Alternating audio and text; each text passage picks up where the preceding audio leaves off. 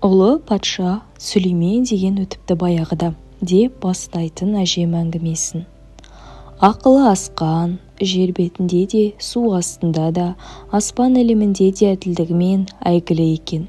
Патша барлық жан-жануардың, құрт-құмырсқа, бақа-шаяның, балықтың тілін біліпті.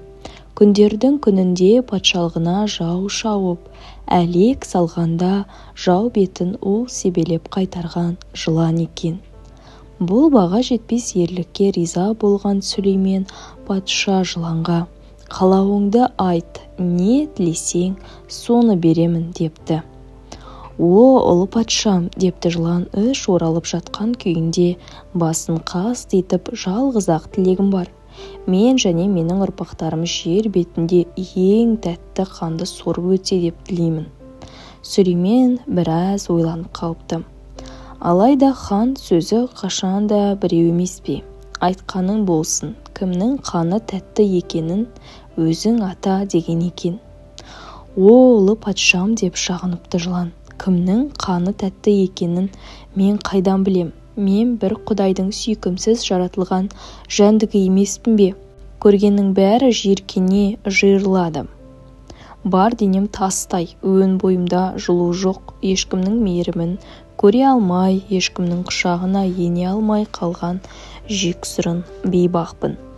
Қауыз-қауыз салапес денемді көргенде тірі жанның бәрі тітіркеніп, теріс айналады. Ұшарға қанат жоқ, жүрерге аяқ жоқ, бауырмен жер сызған бейшарамын. Қусам жете алмай, қашсам құтыла алмай қор боп жүремеспін бе? Тіптен күн сәулесінің өзі менен қашып, тайғанаптап тұрмайды. Амалсыз құмда қыздырынып ұзақ уақыт жатқаным. Аяғы барлар алыстап қашады, қанаты барлар қалықтап асады.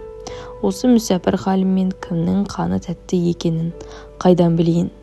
Басқасын былай қойғанда, Алла тағала сілекейімнің өзін у етіп жаратыпты. Әділетті Сүлеймен әбден ойланыпты. Тірі жанның қай-қайсысын болса да азапты өлімнің аузына апарып беру оңай дейсің бе? Сүлеймен патша соны ойлап көп кідіреді. Амал қанша, уәденің аты уәде.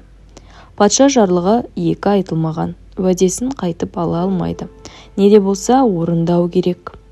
Содан патша ине тұмсық шаққыш жәндіктерді шақырыпты да дүниенің төрт бұрышына жұмсапты. Ұшып жүріп, жан-жануарды шағып, қанын сорасыңдар. Сонан кімнің қаны тәтті екенін анықтап қайтасыңдар деп жарлық етіпті. Патша жарлығын бұлжытпай орындауға шабармандар ұша жөнеледі. Содан талай күндер өтеді. Шабармандар қан татып қарап біткеннің бәріне қонады. Кеудесінде жаны бардың бәрі тегіс келер хабарды қалтырап күткен екен. Бақытсыз күн қайсының басына орнарын білмей жандарын қоярға жер таппапты. Жылан тілінен, жылан уынан өлуді кім тілейді дейсің? Осындай үрейлі уақытта қарлығаш күн сайын қанатының бәрінен бұрын аспанға ұшып шығып, хабаршыларының алдын тосумен шолғын шолады. Бір күні ол салпақтап ұшып самарқа озыңдап келе жатқан хабаршы масаны көріпті. Хабаршы біткеннің алды осы маса еді. Қарлығаш оны көріпті де алдынан қарсы шығыпты. Жай білуге асығып жайдара амандасқан болыпты. «Аман бысың, масажан, басыңнан бақ кетпесін, сапарың оң болды ма?» Сүлеймен патшаның қарауындағы аспан мен жер, тау мен көлде, жазық пен жапанда қандай жаңалық бар екен? Не көріп, не білдің, не тұшынып, не түйдің? Маса қарлығаштың сәлемін көңілді қабылдамай, әңгімеден тайқып патша жарлығын орындап келе жатқанын, енді соны естіртуге асығыс екенін білдіртіпті. «Онда мен сенің жол серігің боп шайын, әңгімеңді жолай естірмін» депті. Қарлығаш екеуі қатарласа ұшып келе жатқанда Маса қарлығашқа әңгімесін айтыпты. Сүлеймен патшаның жарлығын қалай орындағанын мақтана баяндапты. Сонда кімнің қаны бәрінен де тәтті екен? Есіткенше мен де құмартып барамын депті қарлығаш. «Адамның қаны» деп маңғаздана ызыңдайды Маса. «Жоқ, сен алдап келесің» деп шошып кетеді қарлығаш. «Ант етемін, өтірік айтсам, Алланың аспаны төбеме құлап түссін. Адамның қанынан тәттісі жоқ. тілімнен дәмі әлі кетер емес. Қане тіліңді көрсетші. Ақымақ Маса тілін шығара бергенде қарлығаш оның тілін көмеймен жұлып алыпты. Өтірік айтқаның тілі осылай кесіледі деп қарлығаш қуаныштан сайрап жіберген екен. Мұнан кейін ол өзге шабармандардың да алдынан шығыпты. Өзгелердің де жауабы Масаның жауабындай боп шығады. Адамға жаны ашыған қарлығаш сонаның да араның да көк шыбынның да тілін суырып алыпты. Хабаршылар түгел жиналып болғанда Сүлеймен патша тағына келіп отырған екен. Ол алдымен Масаға сұрақ қойыпты. Ал кәне, кімнің қаны тәтті екен, соны айтшы. Маса тіл қатпақ екен, бірақ выз деп ызыңдағаннан басқа шамасы келмепті. Немене маспысың, тілің жоқ па өзіңнің, түсіндіріп айтшы. Тілі жылынған Маса выз деуден аса алмаған екен. Масадан мардымды еш нәрсе шығара алмасын сезген патша әлгі сұрағын араға да, сонаға да, көк шыбынға да қойыпты. Алайда бәрі дзз, бірі бжж, бірі жж деп төңіректі ызыңға толтырып жіберген екен. Бұларға не болған? Мына ызыңнан бірдеме ұққандарың бар ма сірә деп Сүлеймен патша ашу шақырады. Сол кезде қарлығаш топ алдына ұшып шығыпты да патшаның аяғына бас иіп былай дейді.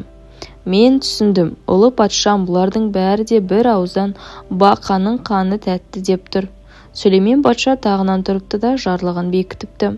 Айтқаным болсын, бақаны саған бұйырттым жылан еке.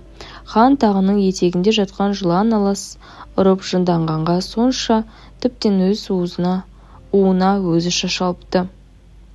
Қарлығаш шалдап тұр, бұл жалған деп ысылдапты жылан. Айтқаның болсын деп қайталапты Сүлеймен патша. Патша жарлығы екеу болмайды, бақа ғана бұйырды саған. Сонда айбарлы жылан қарлығашқа тап берген екен, алайда қарлығаш қанат қағып үлгеріпті. Тек жылан оның құйрығынан тіліп өтіпті. Міне, қарлығаштың құйрығы содан айыр болған деседі. Ел аңызы, шырақтарым. Ал Маса, сона, шыбын, араның аузынан адам қанының дәмі әлі кетпепті деседі аңыз. Сондықтан да адам сәл мызғып кетсе, әлгілер үйіріліп келіп шағып кетеді екен деп әжем ақ жарқын кейпімен күлді де мұрнынан шертіп қойды. Енді түсіндің бе ботам? Содан бастап мен таңертең көз ашқаннан ел ұйқыға кеткенше қарлығаштың сайрауына сұқтанып, дос сезіммен қамқор боп жүретін болдым. Әжем айтқан аңыздың тағы бір ойыма оралып отыр, бірақ оны кейінірек баяндармын. Момынқұл көкем атам мен әжемнің ең кенже баласы екен. Ұзын бойлы, сұлу сымбатты, дөңгелек қара көзді, кертпе мұрындау, астыңғы ерні дүрдіктеу аққұба жігіт болатын. Әжеме өз ұлының осы дүрдек ерні мен кертпіш мұрны ұнамаушы еді. Жайшылықтың өзінде жаратпай қымсынып отырғаны. Тәңірдің мұнысына амал бар ма? Бір бейден ала да, құла да туа береді деген осы да. Әйтпесе өзіме тартайын-ақ деп тұр екен, дейтін ол. Оның есесіне көкем әжемнің ең еркесі, ең сүйіктісі болатын. Кенженің аты Кенже ғой. Әжем оны көптен қыңыр қылықтарын, бұрыс мінездерін кешіре беретін. Кейде сондай шалдуарлығына күйіп кетіп жазыламақ болғанда, көкем іргедегі үйге зып беріп кетіп қалушы еді. Қайтып келгенше әжемнің ашуынан жұрнақ та қалмайтын. Әйтеуір көкеме келгенде әжемнің ұмытшақтығы ұлғаяды. Қайта айналып соққанда көкемді еркелетіп отырғаны, көкем әлденені білдіріп, көпе кернеу тайрыңдап жүргені өзінде әжем басын шайқап тіл қатып отыра беретін. Ай тентегім, кімге ғана тарттың екен, дейтін өзіне өзі. Әкең жуас еді, құдды нағашы көкеңе менің Серкебай ініме тартқансың ғой сен. Серкебай да төңірегін шаңдатпаса жүре алмайды. Әжемнің ашуы одан әрі аспайтын. Мұнысы кейде ашудан гөрі сүйсінуге ұқсап тұрушы еді. Ерке баланың жөні бөлек қой шіркін. Анасының еркесі болғанға не жетсін. Жас кезінде көкем шынында да шектен шыққан, ерке, қолда-аяққа тұрмайтын мазасыз еді.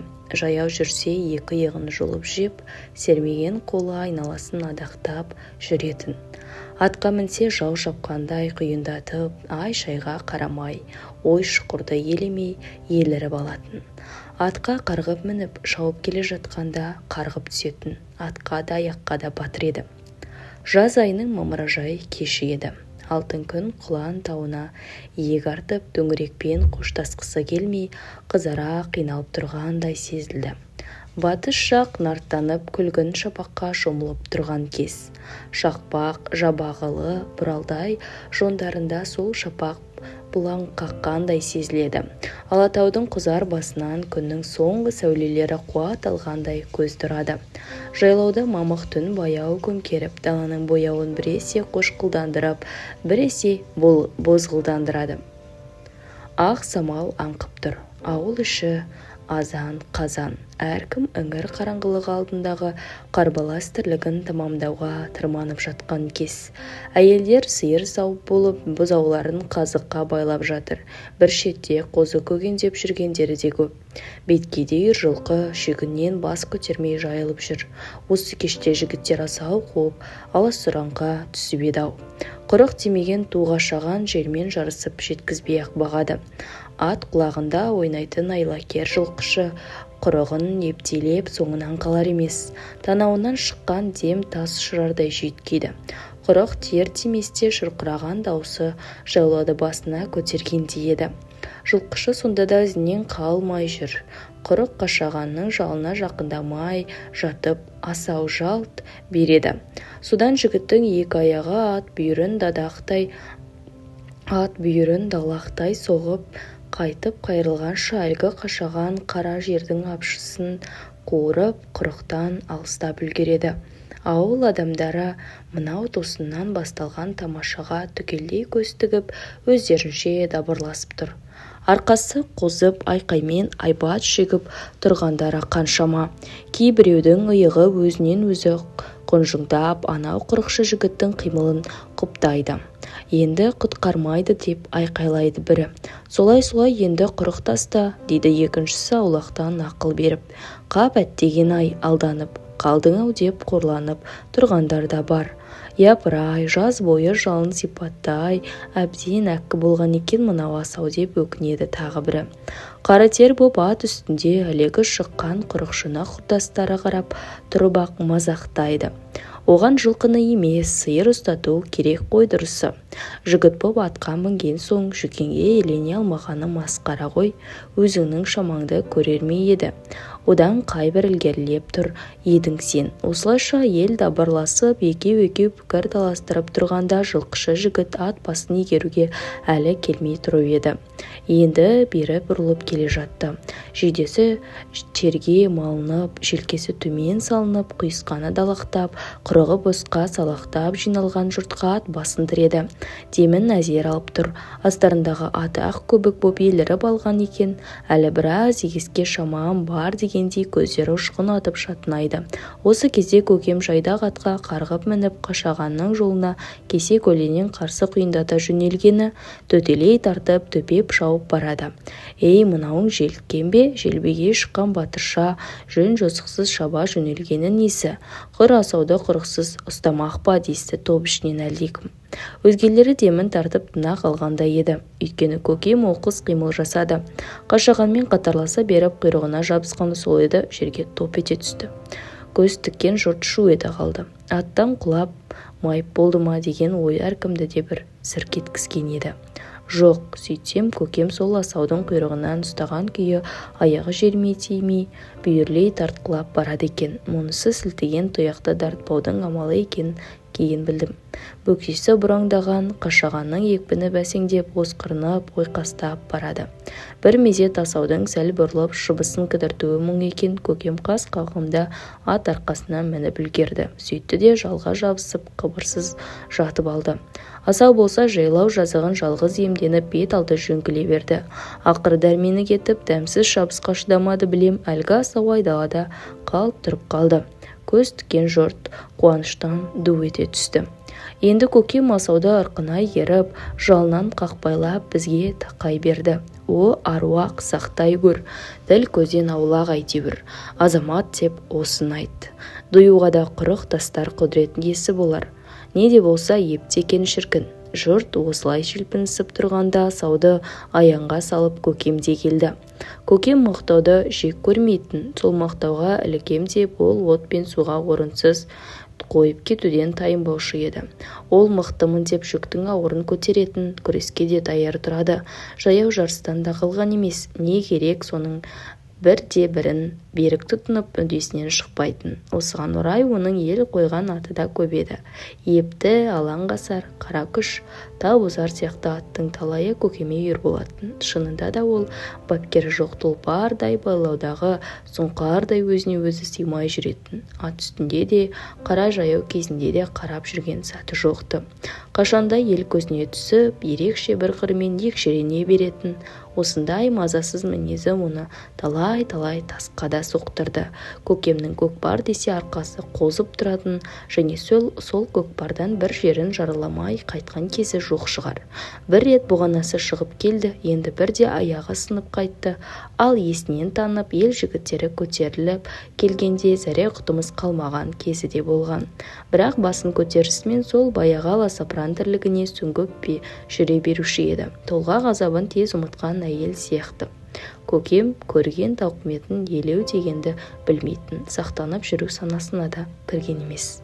Жан ауырып, жамбасы төсекке тигенде кейде тістеніп жатып қатты ыңырситын. Сонда бәйек болған әжем шүжгөбектеніп көзіне жас алатын. Сен тентек, мені ажалымнан бұрын өлтіретін болдың ғой. Әр жарақатың мені жегідей жеп, белім бүкірейіп бара жатқанын аясаң етті тым болмаса. Қандай жын екен сендегі алып ұшып тұрған, қайтейін шырағым, аман бол әйтеуір. Сонан соң лезде ренішін ұмытып, әжем баяғы қамқор беліне көшуші еді. Қай жерің ауырады құлыным?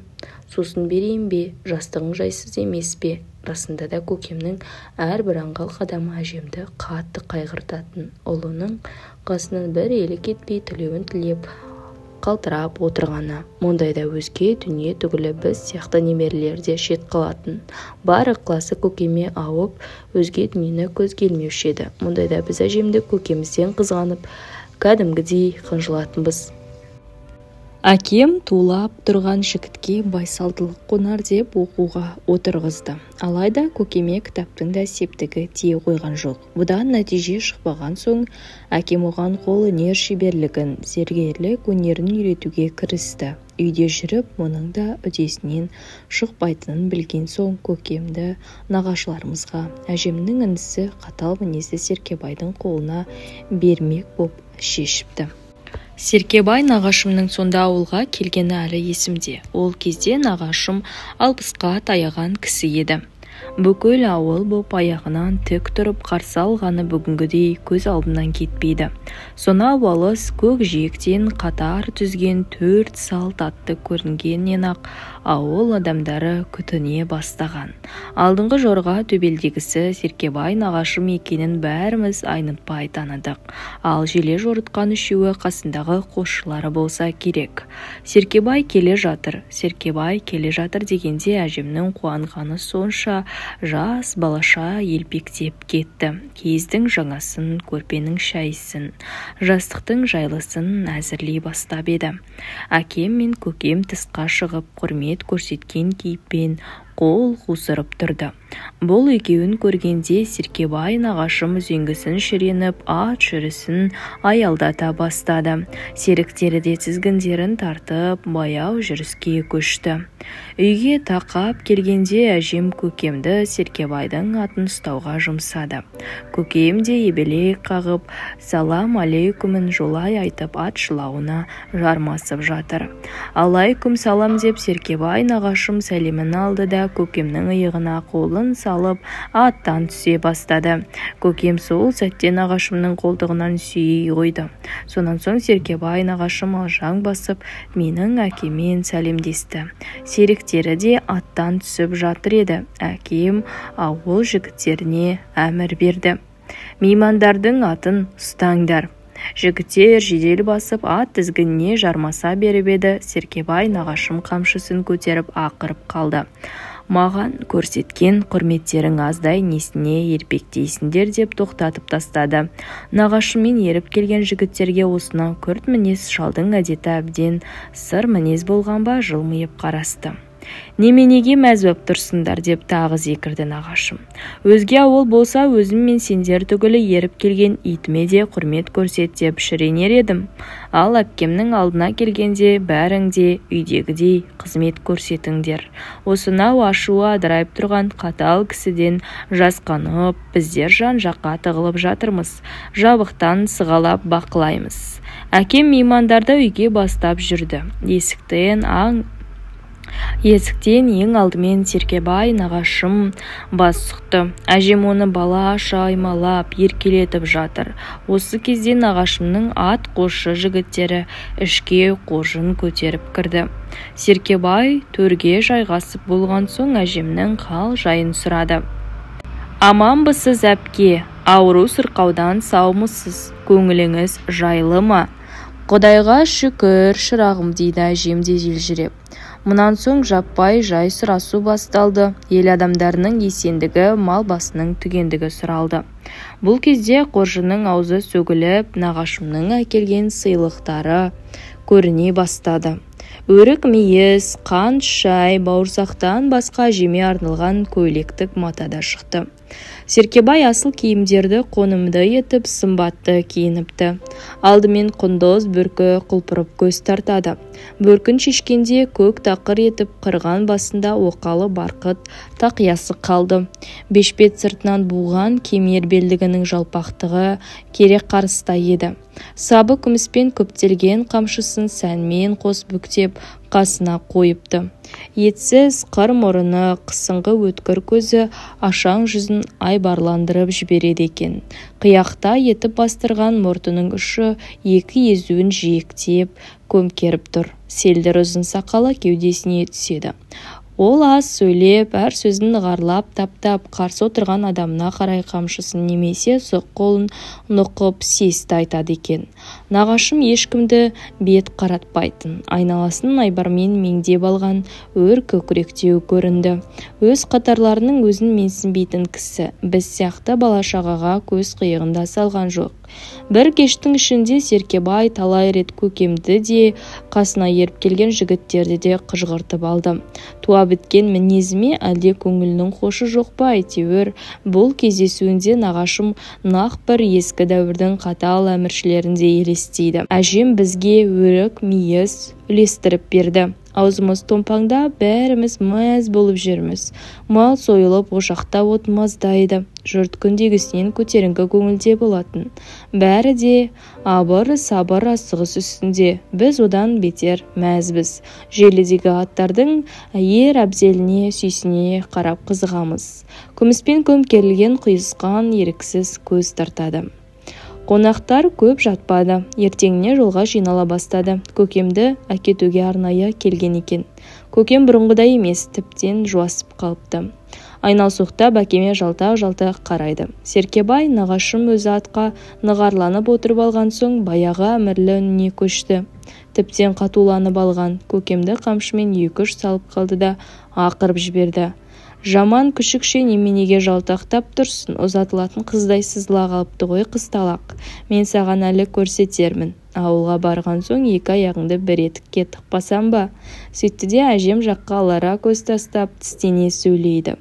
Балаңның сүйегі ғана сенікі, әпке, қалғанын өзіме жіберіңіз бұл тентектің. Көкем әжем жаққа соңғы рет жалынышпен қарап еді, әжем де шыдай алмай дауысы дірілдеп кетті.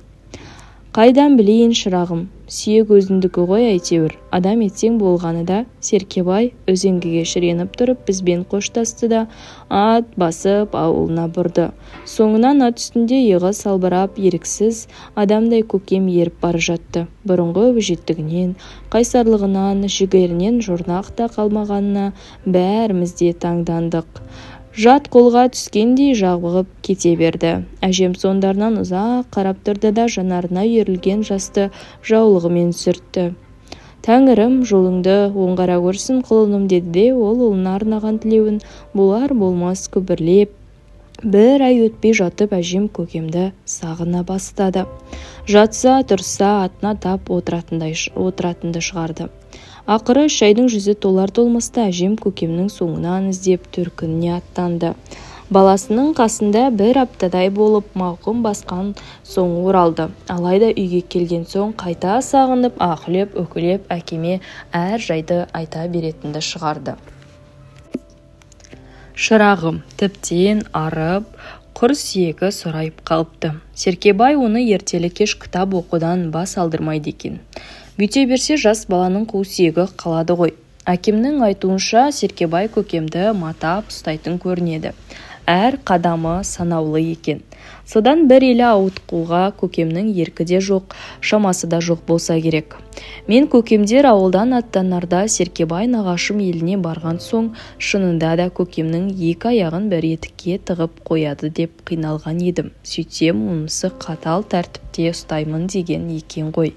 Көкеме ұзын ақ шапан кигізіп, басына сәлде оратып, оқуға үңілдіріп қойыпты. Серкебайдың үйіне кіргенімде сол еді дейтін әжем. Қарасам бір бұрышта ақ шапан, ақ сәлделі жас улама заулатып Құран оқып отырғанын көрдім. Аңғарып қарасам өзімнің момынқұл құлыным екен. Өз көзіме сенбей аңырап тұрып қалдым. Енді бір барғанында әжем көкемді ауылға біраз күнге алып кетейін деп Серкебайдан өтінген екен. Нағашым тыйып тастапты. Бұл баланы қолыңа адам етіп берем әпке. Ал адам болмаса итаяқ тазалайтын қол етіп қоямын.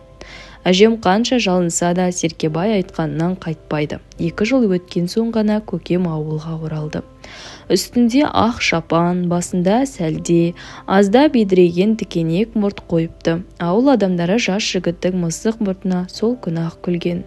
Ертеңіне ақ көкем сәлдені тастап, бұрынғы түлкі тымағын киіп еді, кәдуілгі өзімізге үйреншікті қалпына келді. Содан бастап көкемді ауылдағы екінші көзі ашық, білімдар адам санайтын болды. Әжем өзінің кейбір көңілсіз сәттерінде бізді қасына отырғызып алып, аңыз ертегілер айтушы еді. Бәлкім осындай әңгімемен көңілдегі көмескі көлеңкелі сәттерді қуатын шығар. Балаларым, құлақ салыңдар деп бастайтын әжем. Бұл Тәңірінің жер бетінде тірлік орнатқаннан кейін болыпты. Ол кезде жаратушы адамзатты жарылқап, топан суынан да сақтаған екен дейтін әжем. Адамдар Тәңір жарылқасын деген сөзді алғыс айтуды білмесе керек. Күннің жылуын, самалдың шипасын, айдың ақ сәулесін, жер жемісін керегінше пайдаланғанымен бір іш жылтар ықыласты сөз айтпапты. Сондықтан қажыған күн Алла тағала арыз айтыпты. О жаратқан ием, дамылдауды білмей, сабырлауды білмей, ұйқы көрмей, күлкі көрмей тірлік үшін қызмет етем. Дүниенің түкпір-түкпіріндегі кеудесінде жаны бардың бәрін шуағымен қыздырам. Бір тал шөбінен бастап жер бетінің бәріне шұғыла төгем. Таң сәрідей арай шашып ғаламды түнектен арылтамын. Бәріне нұр беремін. Жарқырап көрінгенімде тірліктің бәрі жадырайды, күледі, қуанады, жұбанады. Суықтан тоңғандар жылынады, жауынан мес болғандар денесін құрғатады. Ал өзің өмір берген дүние бой жазып, керіліп, сәулеге көміліп, гүл шашаға өріліп, мамыражай күйге енеді. Мен түн мен түнек сияқты дүниеге ауыр зіл, қоңырқай түр әкелмеймін. Мен өзіме бірге күлкі мен қуаныш әкелем. Мен барда қар еріп, сай-сала салдыраған бұлаққа толады. Мен барда бұдаққа бұлбұл қонады. Бірақ осыншама баға жетпес еңбегімді елеп, бір тірлік иесі алғыс айтқан емес. Мұндай әділетсіздікке шыдар шама қалған жоқ. О Тәңірім, сондықтан мені бұл азабыңнан босат. Тыным бер, аздап тынығайын. Бара бер баяғы қызметіңнен танба депті Алла тағала күнге. Мен сенің баға жетпес еңбегіңнен алғысын немен өтеді ойланамын. Күн кеткен соң Алланың алдына ай келіпті. Жадырай күліп, жарқын сөйлепті. О тірліктің тірегі, бар әлемнің жүрегі жаратушы ием, өзіңе тілекпен келіп тұрмын. Неден дарықтың, неден түңілдің түн еркесі алтынай. Айналайын Тәңірім, сен маған көмескі нұр беріпсің, суық сәуле сыйлапсың. Күн көзі жұмылған соң зіл қараңғы түннің бар тұңғиығын жарық етем деп мен келем. Қара аспанның қақ төрінде тұрып төңіректі мамық сәулеге бөлеймін. Адасқанға нысана боламын. Бетімнен сәукелемді бірте-бірте ысырып күн санауға, апта мен ай санауға көмектесем. Ал жүзім толған күн аспанның ақ серкесіндей ашық кейіппен күлгенімде торғын сәулеме тояттамай бар әлем үнсіз рахатқа батады. Ай сәулесі түнгі ұйқыны күзетіп бақытқа бөлейді. Мен болсам күн сияқты шақырайып жалынмен қармаймын. Менің нұрым жұмсақ, сәулем саумалдай татымды. Тіптен күндіздің өзінде дамыл көрмей, күн соңынан ілесіп жер бетіне қараумен болам. Бірақ менің бұл қылмас қылығымды адамдар байқамайды. Өйткені күннің шақырайған сәулесі менің ұлпа нұрымды тұншықтырып тастайды. Осы уақытқа дейін менің ұзақ жылға адал да айнымас жайлы да жағымды еңбегімді бағалап бір тірім жан алғыс айтқан емес. Қайта адамдар жүзіндегі дағын, маңдайындағы жымын менен көріп, ай бетіндей шұбарланып бітіпсің ғой деп бір-бірін керемеждейді. Ал әбден толысқан шағымда ең сүйкімді болармын деп әмеленсем, ол сәтімді де адамдар күлкіге айналдырады.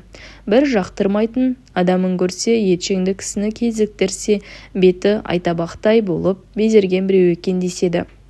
Бұдан артық қорлық, бұдан артық мазақ бар ма маған? Енді шыдай алар емеспін. Бұл қызметіңнен босата көр, Тәңірім. Осылай ай бұлт арасына кіріп алып, ықылық атып жылаған екен. Сол кезде жаңбыр жауыпты. Күмістей таза көзіне жас алып жабыға берме, аппағайым, депті Тәңірі. Оны жұбатып, онан да қызметіңнен жаңылма. Мен тілеуінің орайын ойланып көрейін. Осы кезде өкпек жел құтырынып, жан-жағына жаланып, Алла тағаланың алдына жетіп келіпті. Тәңірдің тағына қонған шаң тозаңды үрлеп жіберіпті де аяғына оралып жатып алыпты. Мен дамыл көрмей тау кезем, тас кезем, ел асам, бел асам, орларды өңгеймін, орманға сүңгеймін, даланы шарлаймын, теңізді барлаймын, өлкемді төтелеймін, желкенді жетелеймін, толқынды ойнатамын, бұлтты қуып жерге жауын сыйлаймын, елге зәуім сыйлаймын. Егер мен болмасам, адамзат аптабыстыққа шыдамас еді. Бастарын бірге құрамас еді, аузы сусыз кебереді, алқынып тер төгереді. Мен соның бәрінен самал болып есемін, сағым болып көшемін. Бірақ алған күнім жоқ, сондықтан да мұңым көп. Болдырдым, тынығайын, мұрсат бер, Тәңірім. Бір шеттен сылдырап су келіпті. Алланың аяғына бас ұрып тілегін айтқан екен. Менің де күнім күн емес, Тәңірім.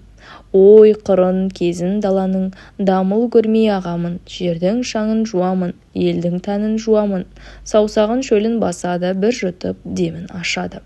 Соның бәрін Тәңірім көтере берем қашанғы. Сонда Алла тағала ойға кеткен екен. Я, тіршілік біткен шынымен ақ алғысқа сараң екен, жақсылыққа жалаң екен. Мен бұларды жазғырайын, жазалайын деп түйіпті. Сөйтіпті де бар мақұлық біткенді адамзат атаулына жинапты. Ей жамағат жарандар, бәрің бері қараңдар депті жаратушы жиналғандарға. Күн мен ай, жел мен су сендерге өкпелі екен. Сондықтан да бұдан бұлай қызмет етуден бас тартпақшы. Еркімізге жібер, ендігі жағдайды өзімізше қарастырайық тілеп тілек етеді. Тыныққысы келеді. Сендерді шақырғанының мәнісі осы еді. Бұдан бұлай қалай тірлік етпексіңдер, не амал таппақсыңдар. Соны айтындаршы, кәне. Бұл жайсыз хабарды естігенде адам шошып кеткені сонша өңі қуарып сала берген екен. Аузына сөз түспей, абдырап, күн мен айға, жел мен суға жығылып тағзым ете берген екен. Жаратушы ием жиналғандарға сұрақ беріпті. Кімнің қандай ойы бар? Бәрі үн қатпапты. Жалғыз ғана жарғанат ыршып шығып, шошып ұшып безілдей жөнелген екен. Жаппар ием, жайымызға құлақ сал, пендем десең біздің де тілегімізді тыңда. Егер күніміз сөнсе, үніміз өшпей ме, жарымыз бітпей ме? Адамзат жер сипалап, аң біткен адаспай ма? Құс бағдарынан жаңылып, жарға соқпай ма? Гүл қуарып, жер суалмай ма? Ай батса ше, жыл мезгілінен адасып, теңіз ретсіз тасымай ма? Көл ретсіз көлкімей ме? Сапырылысқан тірлік орнап, саналы сәттен қол үзіп қалмаймыз ба? Су тартылса не болмақ? Бұлақтың сылдырынан айрылар едік. Қанатымыз қайрылар едік. Қимылсыз сусап жатар едік. Бір тамшы суға көзімізді сатар едік. Жел тынсашы. Бір жерден тұман арылмай, бір жерден тамшы табылмай, бір жерге бұлт үйіріліп, бір жерге суық шүйіліп жылжымай жатар еді. Пенделерді ай көр, жаратушы ием. Осыны айтып Жарқанат Тәңірінің алдына топ ете түсті. Мынау шыбындай неме шыжгөбек боп шындықты айтып тұр ғой.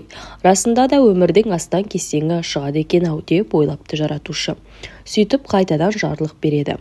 Күн мен ай, жел мен су баяғыдай қызмет етсін, сендерді тірлікке тірек болсын деп жаратқам әуелі. Содан тамбаңдар депті. Бұған қатты шуланған күн өзінің сәулесімен Жарқанаттың көзін ағызып жіберіпті.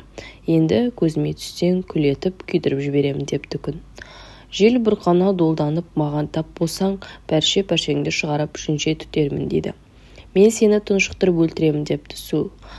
Ал ай өзінің жарқын күлкісін төккен күйі үнсіз қалған екен. Енді қайтып мен сорлы жазығым жоқ бейшара едім ғой.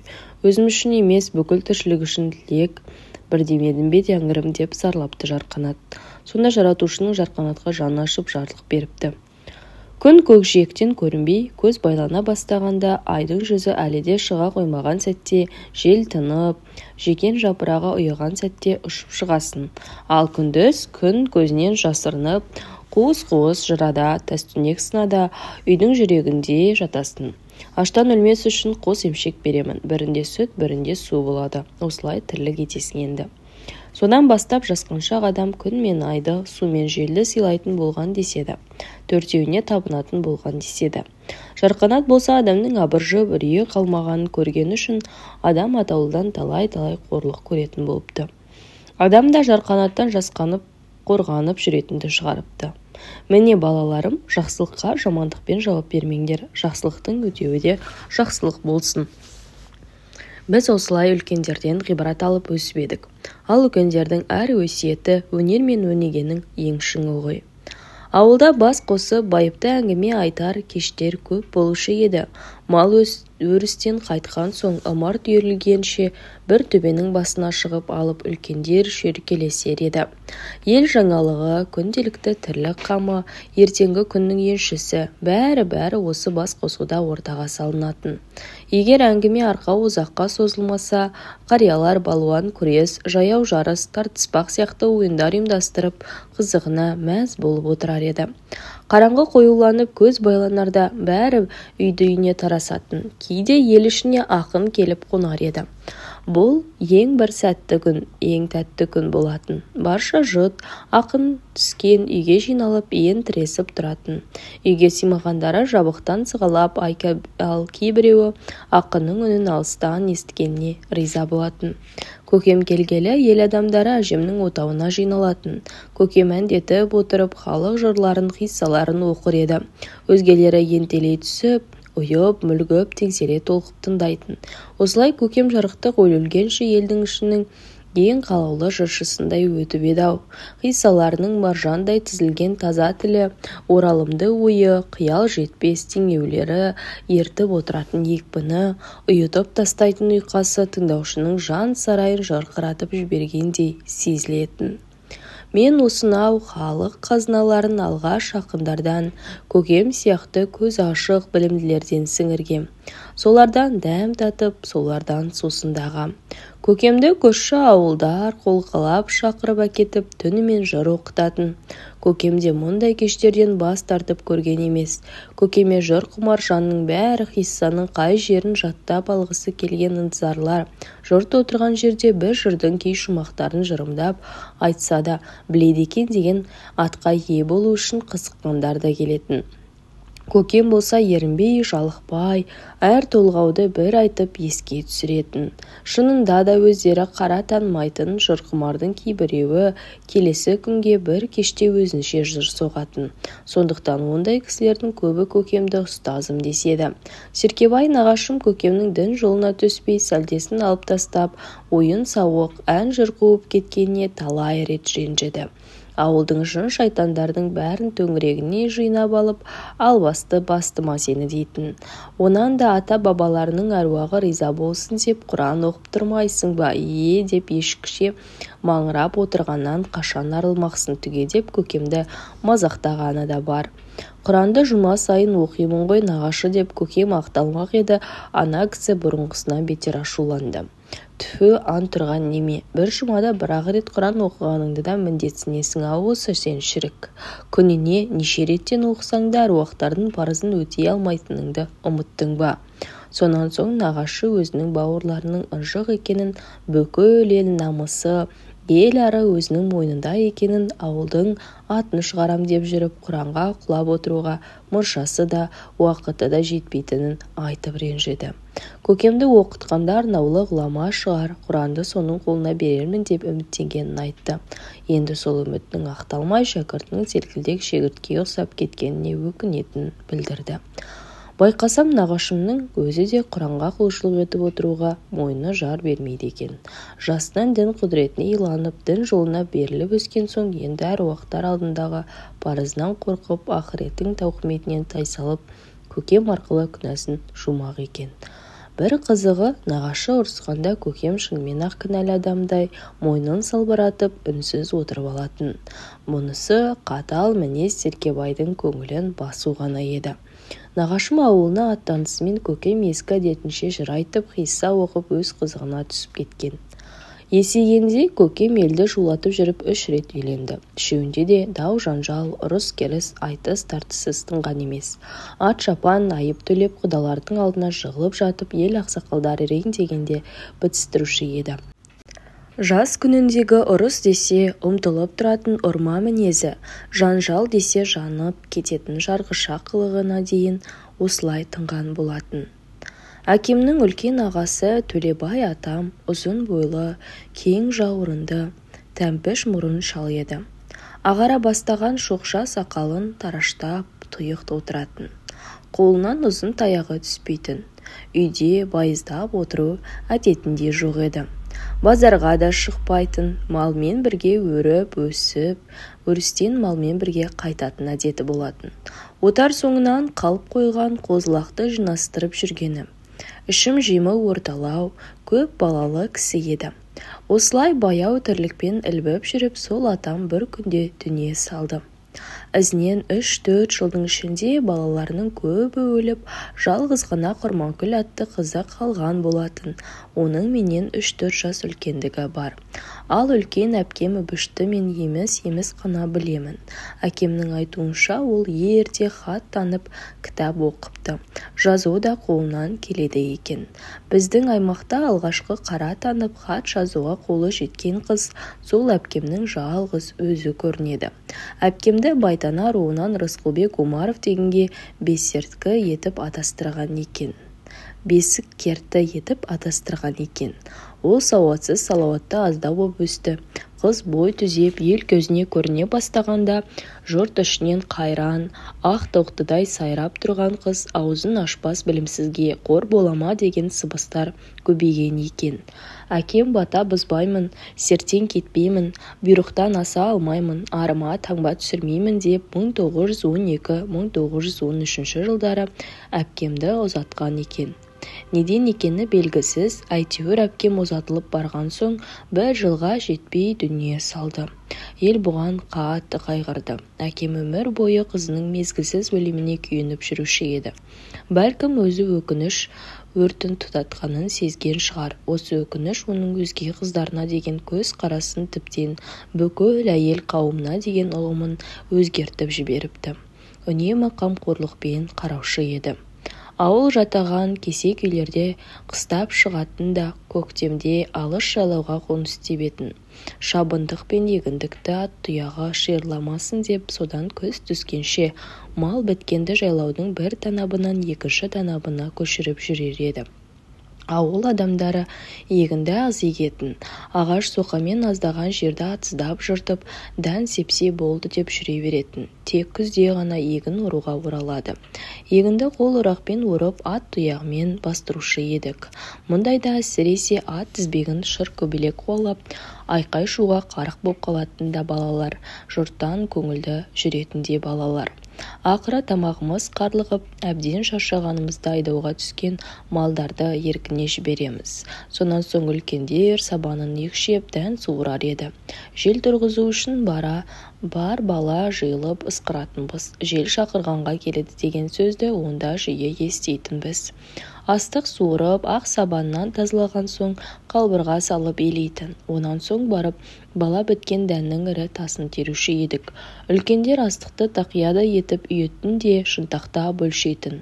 Сол арқылы қанша батпан өнім алғанын есептеп шығарады. Ауылдың ақсақалы қызыл қырманға келіп, үйілген дәннің жанына тізелеп отырар еді. Береке сұрап, молшылық тілеп, ырыс дәметіп, алақан жайып ақ тілеу арнайтын.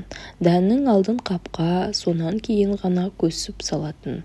Диқан бабаның берген ризығынан әркім нысабына қарай қаптап дорбалап алатын. Ешкімде де бір-бірінің қолын қақпайтын мұндайда. Өйткені егін жинап бастыру деп, дән тазалап екшеу сияқты бар бір тірлік ортақ күшпен, асармен біткен соң жемісі де ортақ деп білетін олар.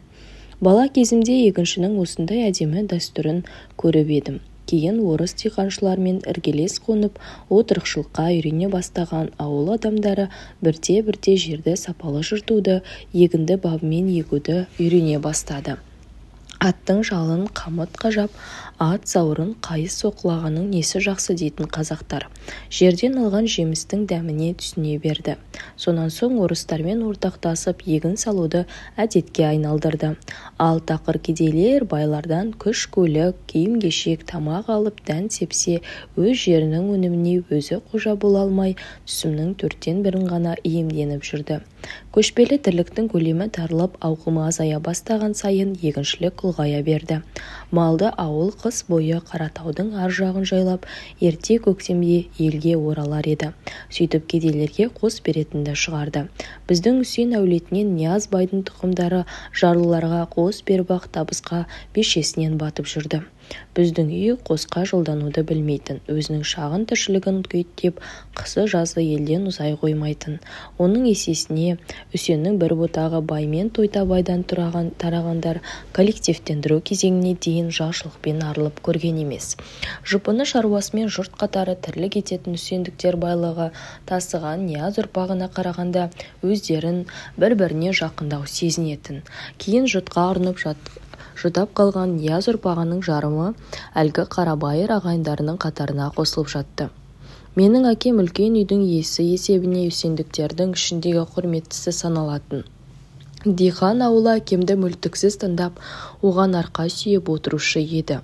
Нияз ұрпағының екінші жартысы 1975 жылдары бір тойдың жанжалына келігіп, мал мүліктен ждады да біздің диқаншыларға қосылған болатын. Соғыс деген сөзді қашан естігенім жадымда жоқ. 1916 жылдың оқиғаларын дәл-мәдәл естесе алмаймын. Әйтеуір әйелдердің жас төккені, ерлердің үрейлі жүзі, күннің тұтылғаны көз алдымда. Елге келген жолаушылар жұмысшылар алып жатыр. Жұмысшы қолы керек екен, ор қазуға жұмсайтын көрінеді. Жер қаздырады деген суық хабарларды қаптатып жіберген. Әлі ауылдан ешкімді шақыртпаса да, әлгі хабарлардың өзі ақ көзге жас, көңілге қайғы келе бастаған еді. Күні бұрын төңіреніп, зар илегендер де табылды. Енді қайтейім қарағым-ау, соғысқа сені шақыртар күн жеткеніме шынымен. Жарығым-ау, қандай абал табайын деп еңіренген аналардың көз жасын көргенде, жас жігіттер абыржып, еркінен айырылып қалғандай болушы еді. Күңіренген ауылда күй болар ма? Бұрынғы ән жыр төгілетін көмейлерден зар сертілсе, ауылда не сән болар? Күндіз түні қабақтары ашылмай, мойындарына бұршақ салып тілеу тілеген әжелер, бебеу қаққан аналар, мұңайған жас келіншектер бар тірлікті ұмытқаны сонша мал, мүлік тұрмақ біз сияқты бала-шағалар да назардан тыс қалып қойып едік. Амал таппай бастарын тау-тасқа ұрған ерлер алдымен көз көрмес жаққа көшпек болды. Онан соң әскерге адам жинаушылармен белдесіп ұрыспаққа бекінді. Олар болмаған соң жас жігіттерді жекжат жұраттарына, туған туыстарына, нағашыларына жедел жөнелтіп жатты. Бұл аласапыран бірнеше күнге созылды. Үлкендер әлде қайда бір жиынға барып суық хабармен оралып жүрді. Ақыры әйелдер көз жасын тыйып, белдерін бекем буып, үй басынан қаржы жинай бастады. Шөп тартып жігіттердің бағын сынауды шығарды. Сонан соң шөп түскен жігіттерді ауыл боп улап-шулап станцияға аттандырысатын. Кешке қарай әлгі әскерге алынғандар қайтып оралады. Еріп барған ел жақсылары жастарды бастықтан құн төлеп алып қалдық дейтін. Қайтадан төңлік басы әскерге берер адам іздеуге көшкенде ауылдан 10 жігіттің орнына жалғыз басты Қожамқұл жарлыны ғана бодау ететін. Оған жылы киім кигізіп үй басы қаржы жинап көп болып станцияға дейін шығарса да, тап сол күні кешке күн тұтылып батыс жақ үрейлі күлгін түске малынып еді. Күн күйді десіп жамандыққа жорып зарлаған әйелдердің үні құйқа тамырды шымырлатады. Ақыр заман келді десіп ел қорқынышпен күбірлеседі. Бір шетте молда шығып азан шақыра бастады. Алла акбар, иляхи илла, Мұхаммеду Расулалла, Мұхаммед Расулалла, Алла акбар, ла илаха иллалла деп көңірентіп ала жөнелді. Азан уақытында жұрттың бәрі сілтідей тынып, іштей дұға қайырып отырды. Әкем мен көкем Қожамқұлды аттандырып салушылармен бірге кетті. Мен әлдебір беймәлім кесепаттың келгенін жүрегіммен сезгендей шошынып, әжемнің етегінен жармасып алдым. Бисмилля деп әжем мені сұп-сұр өңіме үңіліп, жұрт ес жиып өз-өздеріне келгенше күн бетіндегі қара да қайтып та қалған еді. Мұны көргенде бәрі шу ете түсті. Құдай, Тәңірім жар бола көр. Әйелдер енді қуаныштан жылап жүр. Бәрі молдаға табынып, ақыр заманнан алып қалған ақ бір соның өзінде тағзым етіп жатыр. Әркім атаған құдайларын сый-сияпатында молдаға төге бастады. Сол кештен бастап ел бір апта бойы құрбандық шалып, құдайы таратумен болды. Үлкендер құдайың қабыл болсын деп, дәмді етке кекіре тойып жүрді. Біз болсақ, солардың сарқытына мәз болып, кешегі үрейлі күнді ұмытып та кетіп едік. Ел жадырап еркін тірлігіне қайта ауысты. Бірнеше айдан соң Қожамқұлдан хат алдық. Өлеңмен жазылған екен. Қожамқұл алыста жүріп, ауылдан аңсаған, жат жерде жалғыздық шеккенін, көңілі қайғыға, көкірегі шерге толы екенін, туған туыстарынан жүзін көруге зар болып жағбығып жүргенін жырмен шағынып айтыпты. Ауыл адамдары бас қосқан жерде сол хатты оқып көздеріне жас алатын. Әркім жаттап алып елден елге таратып жіберген еді. Мен әлі күнге дейін Қожамқұлдың сол хатынан кейбір жолдарын ұмытқам жоқ. Кір жуып, кіндік кескен жер аман бол, шортандай жүзген айдын көл аман бол. Бір басы ер жігіттің не көрмейді, келгенше біздер қайтып ел аман бол. Не келіп, не кетпейді ер басына, ермейді ер жігіттің ел қасына. Келерміз 4-5 айда елге қайтып, аз уақыт ойнап жүріп ор басында. Қожамқұл хат танымайтын, оның үстіне жыр шығарып көрген емес. Шамасы окопта жатқан қазақтар елін сағынғанда елжіреп отырып бірігіп өлең жазса керек. Жазу білетін біреуі қалаған кісінің бәріне көшіріп берген сияқты. Ел сүйген азаматтарды осы бір шынайы жыры бала күнімнен жүрегімде қалып қойыпты. Бүкіл ауыл болып Қожамқұлға қаржы жіберіп тұрды. Айтқандай-ақ бір жылдан соң ол елге аман-есен оралып, баршамызды қуантқаны бар. Әр үй кезекке тұрып Қожамқұлды таласа қонақ ететін болды. Жаз бойы біздің ауылда сыйлы адам болып жүріп, кейін сый-сияпат жиып алып, өзінің қара жұмыста бірге болған тағдырлас жолдастарының еліне аттанып кетіп, содан қайтып оралған жоқ. Алғашқы империалистік соғыс жайлы менің есімде қалғаны осы еді. Ел жаманшылық жылы немесе жылан жылы, ашаршылық жылы деп атаған сонау 17-18 жылдардың ауыртпалығы есімде қалып қойыпты. 2 жыл қатарынан біздің жақта құрғақшылық болып, жерден дән де өнбеді. Көктемнің өзінде ақ көгеріс шөп қурап, айнала сартап болып, сазара бастаған еді. Малдың аузына қорек ілінбей, сар даланы кезіп жүрді. Оның үстіне қыс та құтырынып келіп еді. Қолда қоры жоқ кісіден де не шара болсын. Қыстың алғашқы күніне ақ мал бейшара жаппай қырылды. Қорашы өлексе сасып қаңси берді.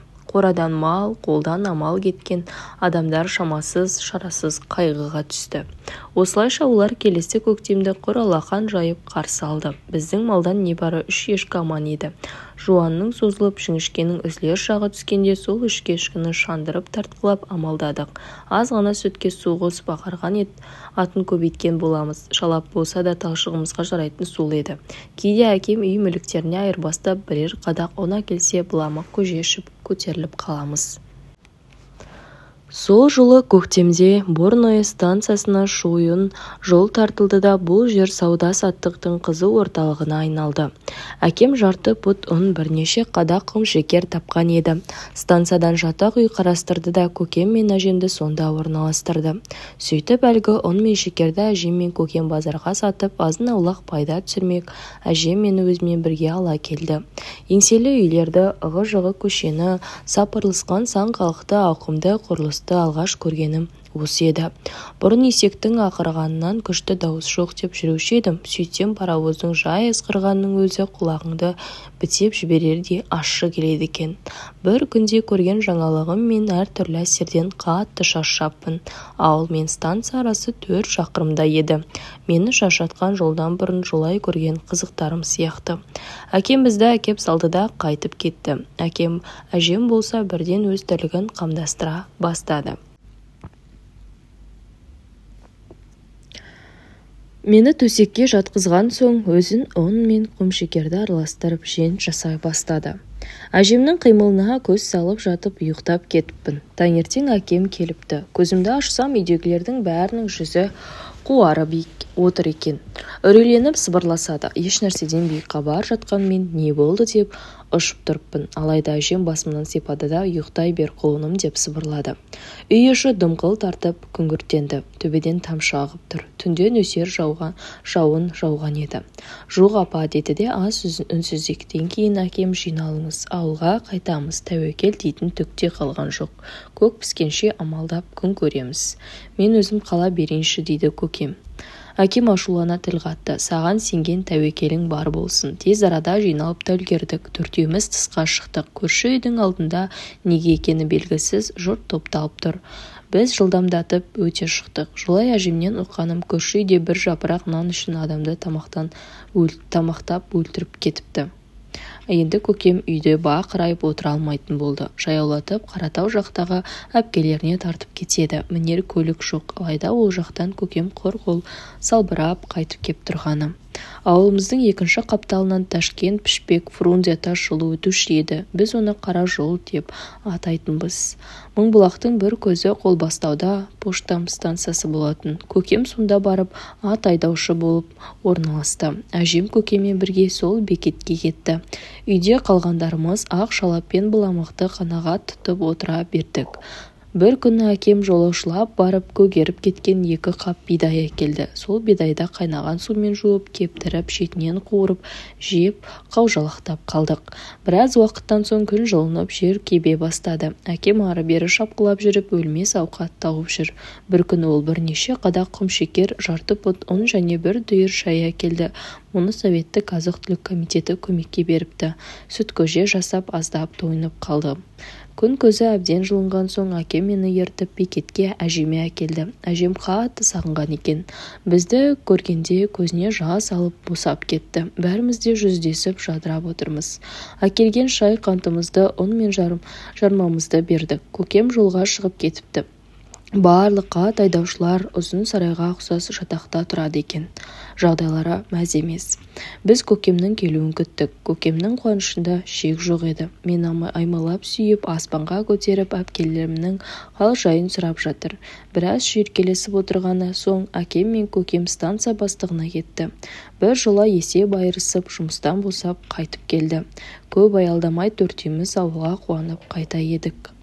Әжем ат айдаушылардың әйелдерімен, бала шағаларымен көңілді қоштасты. Құдайға шүкір, немерем келіп ертіп барады. Тәңірім бұл қуанышқа да жеткізді. Сендер де жақсылыққа жетіңдер деді де әжем жолға шығар алдында жолай әжемнің досы Иманқұлдың үйіне аялдадық. Әйелі бізді айранмен сусындатып, барын алдымызға тосты. Жолға шығарда Иманқұл бұзаулы кер сиырды алдымызға көлденең тартты. Әкем ақшасын төлеп көкеме жетелетті. Иманқұл бізге бір пұт тары сыйлап қошеметпен шығарып салып еді. Ауылға келген соң ақ көбейіп аузымыз қою айранға тие бастады. Сөйтіп жүргенде май айы да туған еді. Көкем 4 күн бойы жер аударып оған тары септі. Әпкелерім даладан әлдебір шөптерді теріп әкелетін. Қандай шөп екені есімде жоқ. Әжем сол шөптерді сүтке қайнатып, кейде құр суға салып аш жасайтын. Біз соны жеп қанағат етеміз. Бірде сондай көк сорпаны ішкен соң бір сағат өтпей жатып шетімізден баудай түсіп құлағанымыз бар. Менің жағым қарысып, көзім тұнып кетті. Басым айналып лоқси бердім. Әжемнің зәре-құты қалмады. Әр қайсымыздың басымызды бір сүйеп зыр жүгіріп жүр. Жалма-жан сиырдың желіне жабысып сүт сауып әкелді. Сол сүтті кезек-кезек біздің өрімізге тосады. Кешке келген әкем мен көкем бізді қирап жатқанымызды көргенде көздері жарасынан шыға жаздады. Біз белгісіз шөптен уланып қалсақ керек. Содан бастап көк сорпа жасауды мүлдем доғарды. Әкемнің асына ас бітіп ауыл елді аралай бастады. Көкем үйден ұзаған жоқ. Іргемізге бөтен бір бай адамы қоныс тепкен екен. Көкем сонда барып қойларын қырқысып, қозыларын отап жалданып жүрді. Кейде станцияға барып жүк түсіріп тапқанына бір бөлке нан әкелетін. Әкем 4 қозылы қой әкеліп тастады да қайтып жол жүріп кетті. Бір айдан соң үйге өгей шеше алып келді. Осылайша қас тұрып, қамбақша қалтырап жүріп, 2-ші жылда да аяқтап едік. Көршілеріміздің көбі күн көріс қаммен жан-жаққа тарап кеткен. Солардың кейбірі 3-ші жылы ғана бас қосты. Бұл жолы ел мемлекеттен тұқымды қор алған еді. Патша құлапты, қызылдар мен ақтар айқасып жатыр дегенді сол кезде естідік. Үлкендер күніміз туды, кедейлердің таңы атты десіп жүрді. Енді патшаның шабармандары халықты қалай алдайды, ел мен елді, адам мен адамды теңестірген заң шығыпты дескен жұрттың қуанышында шек жоқ еді. Қара тізім жасалып, байлар соған тіркелді. 6 ай сайын сайлау жүретін болды. Старшындар дамысыз ауыса берді. Қосшы одағының бастығы сайланатын болды. Жаңа заман, жаңа заң, жаңа тірлік жайлы ұлы төңкерістің көсемі Ленин жайлы ел жиі айтатынды шығарды. Совдептің төтенше өкілдері де келе бастады. Басшылар кедейден сайланды, әрбір 10 үйден бір белсенді сайланатын еді. Сол белсенділердің ішінде көкем де жүрді. Оны талай рет ауыл советі председателіне де сайлады. Жаңа жер бөліс орнады. Бұрын кедей жерін иемденіп шалқып отырған байлар жерінен айрылды. Жер кім батпаса соныкі болды. Жер кім баптаса соныкі болды. Жұрт иығы көтеріліп, жаңа өмірге жұмыла құлаш ұрды. Бас аяғы 5 жылдың ішінде бәрі тойынып, қабағы жадырап, қайғысы азайып еді. Әкем мені арабша, орысша оқуға үйрете бастады. Есепті де үйретіп жүрді. Әртүрлі тірлікке араластырып, бұғанамды қатайта бастағанына сонда сездім. Ат суарып, ақырға жем салу, өгізге мініп, тас бастыру сияқты жұмыстар енді менің де қолымнан келе бастады. Біздің өтеулі тұқымнан Бабас дейтін кісі өткен. Бабастың Қабаш атты інісі болыпты. Қабаш жекжат жырат, тамыр таныстарды аралағыш екен. Бір аттанса үйіне айлап оралмайтын әдеті болса керек. Үйге келгенмен байыз тауып отыра алмайтын көрінеді. Ертерек ел қыдыруға шыққанша асығып жүреді екен. Осындай кезекті бір сапар алдында атын ерттеп жатқан інісіне Бабас тіл қатыпты. «Ей, сен қайда тағыда?» Інісі де ожарлау болса керек, ағасын қағыта сөйлепті. «Сендер сияқты қашанғы үйкішік болып отырайын, ошақ түбін аңдуды саған ақ бұйырсын. Менің қатыным жоқ, балам жоқ, салт басты сабау қамшылы арқам кең адам еместін бе? Сені қатыныңды құшақтап жата бергін. Қабажан-ау, қолымызды мал қыстартып отыр ғой, әйтпесе отау тігіп беріп келіннің қолынан дәм татып отырмас па едім». Ағасының мына маймөңке сөзіне Қабаш тағы да қияш жауап беріпті. «Қолың ұзарғанша жолым ашық шығар, менің қайда жүргенімді қадағалап қайтесің» деп аттанып кетіпті. Судан Қабаштан хабар болмай 3 айдың жүзі өтіпті. Бабас қобалжып, үй іші үрпиісе бастаған екен. Осындай бір күпті күні Күлкібастағы темір руының адамдары Қабаштың қолын байлап ауылға алып келіпті. Қашанда даушының даусы өктем шығатын әдет емес пе? Қабаш болса қабағы түсіп елге қарай алмай жер шұқылап тұр.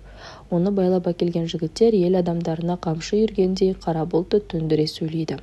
Мінеки, мынау сұмаяқ суық қол туысқандарыңды Шымкент базарынан ұстап әкелдік. Ауылымыздан атырлап әкеп сатқалы тұрған жерінен тұтылды бұл бетсіз. Бабас қатты абыржып қалбалақтай берсе керек. Ел арасына жік түспесін ала жіп таған айлаяқ аттанбайық деген намыс ұшы бауырын жегідей жеген жайы бар көрінді. Айналайындар, амалым қанша, қатар жатқан ел едік, алыс-беріс барыс келімсі жарасқан ауыл еді қой. Аттан түсіп аяқ суытындаршы тым болмаса, дәм үстінде дастархан басында отырып келісімге келелік. Айып бізден, ағайын ауыртпалықтарыңды көтеруге әзірмін деп бабас қол қусырып тізе бүгіпті. Жоқ іздеп ұрысын ұстаған ауылдың жігіттері ат үстінде шатқаяқтап шамалары келгенше шіренсе керек. Бабас онан сайын шүргібектеніп жалынады. Тілегімізді қабыл етіңдер, жерге қаратып кетейік, көрмеңдер айналайындар. Айыптың жүзі төмен ғой. Ауыл адамдары темір елінен келген жігіттерді жүгіріп жүріп күтіпті. Аяғының ұшымен кіріп қаңбақ шағылғып дамыл алмай дастархан тасыпты. Бәрі де мал иесі, қуғыншылар мен дау иесі белдердің алдына шала жүгініп қызмет көрсетіпті. Мейлінше егіл-тегіл шашылады. Қуғыншыларды Әлменбет бидің баласы басқарып келген екен. Олар да бір қауым ел ғой. Жөн жабасын білетін кісілер бар шығар. Мына жігітті ауылына алып барыңдар. Бір жылқының дауын өздерің ақ шешерсіңдер деп кіші баласымен 3 жігітті жұмсаса керек. Бидің өзі келсе салмаға өртсетініне түсінген біздің елдің билері лайықты жөн жоба таба алмай қиналып отырғанда бабастың өзі ретін тапқан көрінеді. Менің 6 қарам бар, ендігі тағы да 6 қара керек. Бұның қайсысқаның? 6 қара іздегеніне де билердің біреуі сөзге араласып, ақсақалдар, әйтеуір көңілден шығып көпке түрткі болмасақ дегенім ғой. 9 қара айыпқа деңіздер, ал қалған 3 қара істердің әділ қазылықтарыңызға төленеді. Мұны естіген билер тапқыр шешімге тәнті болған екен. Дұрыс айтасың бабас, Әлменбет бидің келгеніне келмегеніне бізге ауыр тиіп тұрғанын түсініп айтқан сөзің ғой бұл, деп күрсінді би. Ал онда не отырыс бар? Әлгі жетпей жатқан малының біреуін мен берейін. Ойбай биекке жасыңызға қолдық деп бабас қол қусырып орнынан ұшып тұрады. Сабыр ет бабас, әлі сөзімді аяқтаған жоқпын деп би қолын сермеп. Менің бабам Имашқа қарапты. Ал Имаш ажы баласы не бермек? Біз де бір жылқы береміз ғой биекке. Баяу, Имаштан сенің жолың үлкен емес пе? Сенің лебізің қалай екен дейді би. Сіздің ұрпақтың үлкеніне. Біз де қатардан қалмаспыз биекке. Би үнсіздіктен бәсең үнмен төңірегіндегі билерге тіл қатыпты. Енді міне 9 қара болды деп жер шұқылап отырады. Жетер осы да. Өзге билер бір жолғы тілегімді аяқсыз қалдырмас деп үміттенген отырмыз. Осы жолы 2 дүзгі мен шылбырды маған беріңдер, кейіннен көре жатармыз. Өзге билер әділдікке жүгініп, әлгі уәждің алдын кеспепті. Сіздікі жөн деп бәрі қопалады. Осылайша бабасының есебінше жетпей қалған 3 қараны да орны толыпты. Айып төленіп таушылар ауылдарына аттанады. Барын беріп қара жерге қарап қалған бабастың үйі ескі қоныстан көтеріле алмай отырып қалған екен. Ел маңынан өткендер қарақшылар қонысы ұрының ұясы лақтың ауылы деп өтетін болса керек. Қара таңба әркімнің бетіне шіркей болып жүздері төмен жүреді.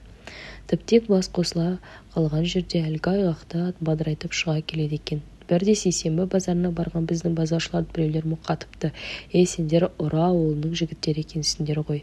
Бұл сөзге жауап қата алмай, ауыздарына құм құйылған біздің жігіттер іздерінше ат басын ауылға бұрған екен. Базаршылардың алдынан шыққан ел құр алақан жігіттерді көріп аңтарысып қалған көрінеді. Неменеге тесіле қалдыңдар? Елге қарауға бетіміз күйіп, ұры деген атақтан қашып кеп тұрмыз дейді базаршылар. Мұны естіген бабас қайғыдан қатты күйіп қаһарға мінген екен. Қабаштың шашын ұстармен қырыпты. Сонан соң қиқасын маңдайынан желкесіне дейін, оң самайдан сол самайына дейін тіледі. Басынан жарғақ тымақ үстіне айналдырған тон кигізеді де қолына таяқ ұстатады. Енді қайда барсаң, онда бар. Сендей арам ағайыннан адал арым артық. Енді қайда барсаң, онда бар. Сендей арам ағайыннан адал арым артық деп теріс батасын беріп, ата қоныстан аластап шығарған екен. Ол заманда қарғыс ауыры, теріс бата жазаны үлкені қасқа етіп әйгілеп елден қуып қаңғытып жіберіп өпті ғой. Сол бабастың кенже ұлы Орманқұл менің көкем Момынқұлмен жасты еді. Нағашымыз Текебай бидің кенжесі Құлжабай да бұлармен құрдас болатын. Орманқұл 40-тан асқанша кедейлік қолын кесіп үйлене алмаған. Ол Құлжабайдың адастырып қойған қалыңдығы өліп, оның 8-9 жастағы сіңлісіне бой жетуін күтіп амалсыз жүрген кез екен. Ол кезде қос бойдақтың да жастары 30-дан ектеп қалып еді. Қысқа шілде кезінде құтырынған боранның құрсауынан шыға алмай Құлжабайдың ауылда жатып қалғаны бар. Құлжабай мінез жағынан ағасы Серкебайға мүлдем тартпаған. Ол сабырлы, биязы, өзін-өзі қай жерде болса да, қай ортада болса да ұстай білетін байсалды, орта бойлы, қара торы жігіт еді. Сондағы боз борынға қарамай ол Момынқұлды ертіп алатын. Жүр Малтамға барып қайтайық деп қымтана киініп үйден шығып жүрді. Аздан соң қас кірпігіне дейін қар болып қайтып келді. Ух, астапыраллай, мұндай боранды кім көрген? Ұйытқы болып үйіріп борап тұр ғой тегі. Көз қаратар түрі жоқ, тыныс алдырмайды. Жоданың жазы жақсы болғанымен қысы тапақ қиямет қайымның өзі ғой деп киімдерін шешіп қарын сілкілейтін. Мұндайда қысқа күннің өзі ыбылжып тұрып алатыны бар ғой, бәріміз үйге сыймай ермек іздейміз. Содан кешкі тамақтан соң ертегі жұмбақ, күлдіргі әңгімелер айтып Құлжабай бізді еліктіріп отырушы еді. Ой шырағым-ай, сен болмасаң әсіресе мынадай қарлы күн, қараңғы түнде ішіміз пысып, жарылып кететін екеміз ғой. Тіптен сенің айтып отырғандарың мына балаларға рахат болды-ау деп әжем Құлжабайға алғыс айтып отыратын. Бір кеште ол Сұрмергенді айтып берді. Екінші кеште Сұрмергенді асықпай қайталады. Момынқұл көкеме жаздырып отырды. Менің екі құлағым соларда болатын. Үшінші естігенде өзіне айтып бергенімдей: «О, Бауыржан, өзің құйма құлақ екенсің ғой шырағым» деп Құлжабай арқамнан қақты.